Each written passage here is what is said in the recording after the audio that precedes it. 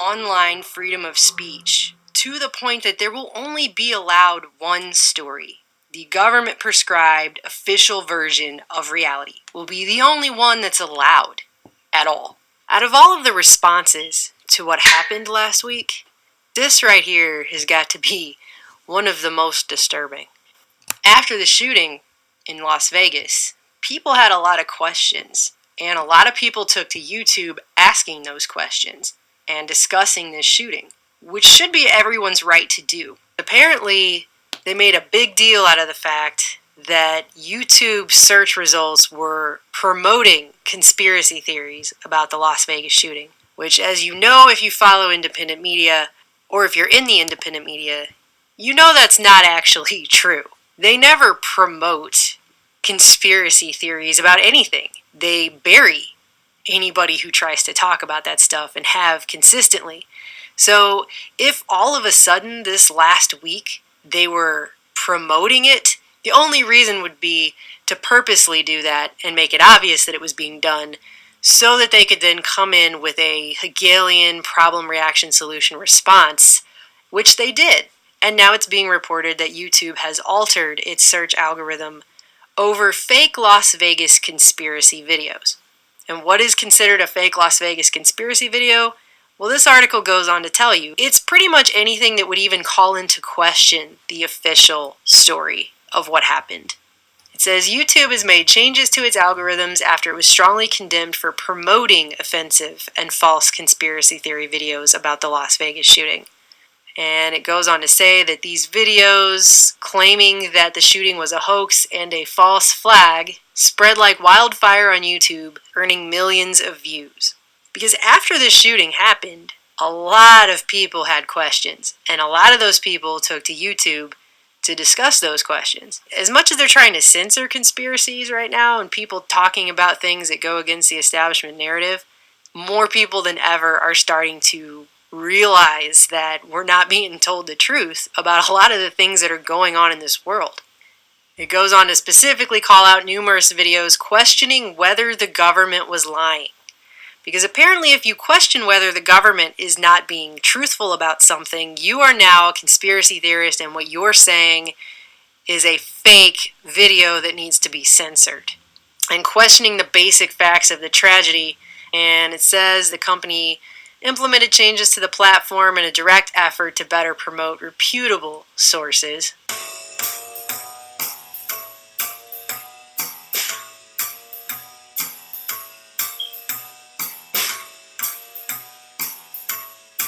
A YouTube source confirmed on Thursday the company tweaked its search algorithms late on Wednesday night, hours after survivors and victims' relatives criticized the company for prominently featuring videos with hoax claims. YouTube had been working on this change for months, just by the way, but decided this was the perfect time to push it out early this week. It's unclear how the new algorithm functions or whether it is effective in downgrading falsified accounts of the attack. So anything that is not the official story is a falsified account of the attack. If you question whether government's lying, that is also considered a falsified account, and they will downgrade that, they will hide that. They're using a new algorithm now to bury anyone who tries to analyze these events, which, if the official narrative is true, it should stand on its own, right? It goes on to say that YouTube's initial statements, followed by its readjusted algorithms, speak to the broader ethical challenges technology companies face regarding their role in providing major platforms for fake news and propaganda. And they just got in saying what that was. That's questioning whether the government's lying. If you do that, you are now a creator of fake news and propaganda. Because they're only supposed to provide you one set of fake news and propaganda, and that's whatever the official establishment narrative is. Do you see how Orwellian this is? Well, it's exactly as you said not long ago in the video on how Google is 1984. This is the undoing of everything that made for a free society, free speech, the right to question things, the attempt to hold power into account. And if you can't question authority, how could power ever be checked? How could corruption be limited? How could you live in a society where you can't even question the veracity of events? I mean, if the events happen the way that we were told that they do, then that should be the truth, right? And so questions shouldn't hurt the truth. If it's the truth, The question should be easily answerable, and it shouldn't matter if people are asking questions because the truth should stand on its own if it is the truth. But instead what we're seeing is videos by the dozens disappearing altogether. Videos that show what clearly to me sounds like multiple different types of gunshots overlapping in different places. Videos questioning the claims of some of the survivors, because there are trauma surgeons coming out now saying, I'm sorry, I've worked with people who've had gunshot wounds to the chest and this doesn't look right to me.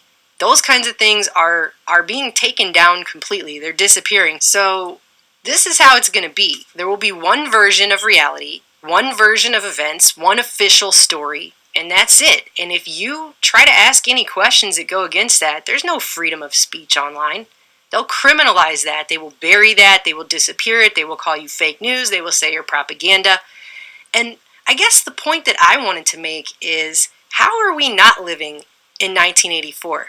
Look, even if you agreed with every single thing that we were told about Las Vegas or about 9/11 or any major event that happens, even if you agree with every single facet of the official establishment narrative on that, how is it okay to not allow anyone else to ask any questions about it? How is that not straight out of 1984? And that is where this is going, and that's where it's always been headed. It's as if we literally are living in 1984, just as you argued in the past video. What is an extremist quote-unquote view? What are acceptable views? What about the other viewpoints, whatever they are? Why is that not acceptable? And why are we in a position where they're trying to systematically control the window of thinking? Google CEO Chairman Eric Schmidt literally discussed augmenting humanity, literally giving people, quote-unquote, better ideas. We're trying to make people better people, literally give them better ideas, augmenting their experience. Think of it as augmented humanity. Literally controlling and implanting thoughts, injecting in the establishment point of view, which up until this point has just been reinforced through propaganda and control of newspaper and media. Well, now we live in a world of feedback where ideas themselves are a form of currency, and they too have to be controlled. When you use Google, do you get more than one answer? Of course you do. Yeah. Well, that's a bug. We have more bugs per second in the world.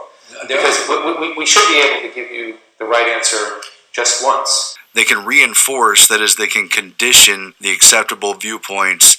They can associate these promoted viewpoints with positive emotions. And just like in 1984, they can reinforce negative emotions to the point where the very sight of a quote-unquote extremist would make their words drowned out by cries of hatred.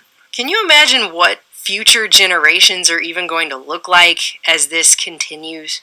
Because it seems to me the ultimate goal is, just like Orwell imagined, it will be to make it physically impossible for people to be able to formulate the questions.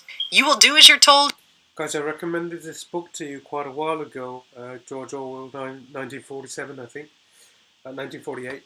Again, if any of you haven't read it, read it, because this is the dystopian society that they're trying to bring about by virtue of this kind of whole Big Brother thing. And they'll hand over the reins to the Dajjal La'natullahi alayhi, as and when the time draws near. But that seems to be what's really on the agenda in terms of the social engineering, or where social engineering is concerned. You will think as you're told. I mean, it's bad enough that we live in a society that's run by false flag terror. I mean, that's enough slavery as it is. But worse than that, they're actually vying for people's minds here. Yeah, and if dystopic fiction is our guide, society will become incapable of even holding a thought that's not acceptable. One way to think about this. And that's where they're headed, but in the end, truth is authority. Authority is not truth, and we have to make sure that endures.